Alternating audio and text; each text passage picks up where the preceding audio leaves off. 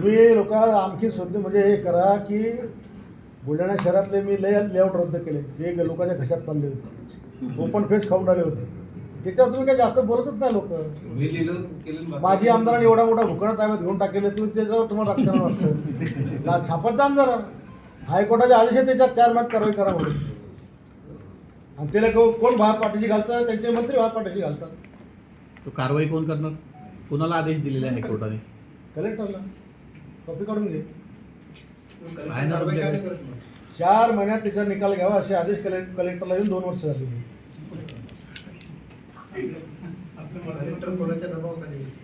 आता तुम्हाला माहिती आहे कसे फोन येतात.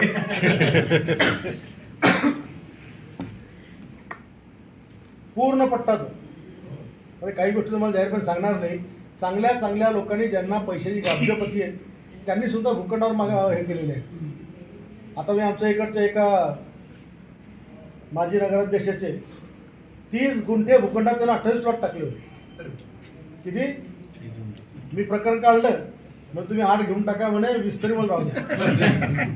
मी सगळं काढून टाकलं आणि ते 2 सेंटर बांधले आपले, काय ना, डेंटिस्ट भवन आणि